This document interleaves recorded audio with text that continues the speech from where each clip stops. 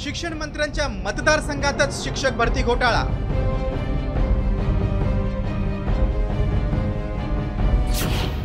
शासनाला 2,69,00,000 गंडा।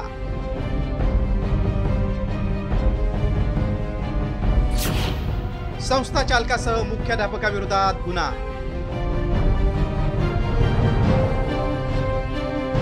नागपूरमधलं bogus Shalarth ID आणि शिक्षक नियुक्ती प्रकरणाची विशेष तपास पथकाकडून चौकशी सुरू असतानाच आता मालेगावमधील आणखीन एक शिक्षक भरती घोटाळा समोर आलाय। उर्दू माध्यमाच्या बडी हायस्कूलमध्ये सेवा ज्येष्ठता डावलून नव्यानं नियुक्त शिक्षकांना 13 वर्षांपासून कार्यरत असल्याचं भासवलंय। यातून शासनाची कोट्यवधींची फसवणूक झाल्याचं उघडकीस आलंय। या प्रकरणी मालेगावच्या पवारवाडी पोलीस ठाण्यात संस्थाचालक मुख्याध्यापक लिपिकासह 5 जणांविरोधात गुन्हा दाखल करण्यात आलाय।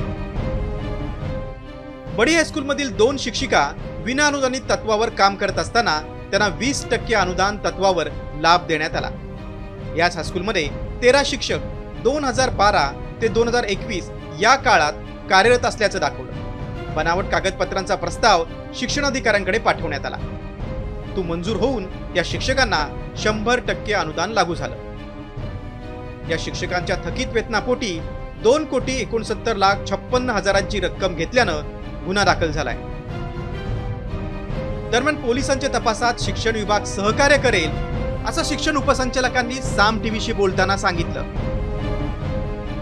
नाही, पोलीस डिपार्टमेंट आमच्या जे खाली शिक्षण अधिकारी आणि अधीक्षक वेतन पथक असतात त्यांच्याकडून ते माहिती घेतील आणि आमच्याकडे जी माहिती आहे ती माहिती आम्ही त्या चौकशीमध्ये डिपार्टमेंटला देऊ आणि त्यांच्याकडे फाइंडिंगमध्ये जे काही येईल त्याप्रमाणे त्यांच्या स्तरावरून पण कारवाई होईल आणि आम्हाला काही निर्देश आले तर त्याप्रमाणे आम्ही कारवाई करू।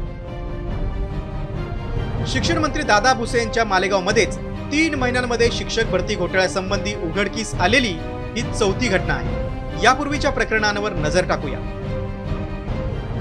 काही शिक्षकांची सेवा ज्येष्ठता डावलून आणि शिक्षक पात्रता किंवा अभियोग्यता चाचणीच्या अटीतून सुटका मिळावी म्हणून फसवणुकीचे प्रकार एका हायस्कूलमध्ये उघडकीस आले होते। सिटीजन वेलफेअर एज्युकेशन संस्थेच्या सरदार प्राथमिक शाळेत 7 शिक्षकांचं वेतन आणि फरक देताना 2.5 कोटींची फसवणूक प्रकरणात गुन्हा दाखल आहे।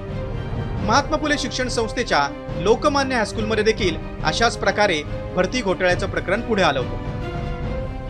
शालार्थ आयडी घोटाळ्यात शिक्षण विभागातील वरिष्ठ अधिकाऱ्यांसह आतापर्यंत 15 जणांना अटक तर 900 शिक्षकांचं वेतन रोखण्यात आलंय। मालेगावमधील शिक्षक घोटाळ्याचीही SIT मार्फत चौकशी होऊन आरोपींवर कडक कारवाई होणार का ते पाहणं महत्त्वाचं आहे। गंभीर बाब म्हणजे शिक्षण मंत्र्यांच्याच मतदारसंघात असे घोटाळे होत असतील तर सामान्यांनी पारदर्शक कारभाराची अपेक्षा कुणाकडून ठेवायची। ब्युरो रिपोर्ट, साम टीव्ही।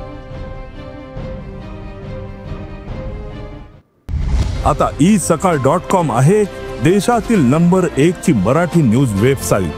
प्रत्येक अपडेटसाठी isakal.com ला नक्की भेट द्या।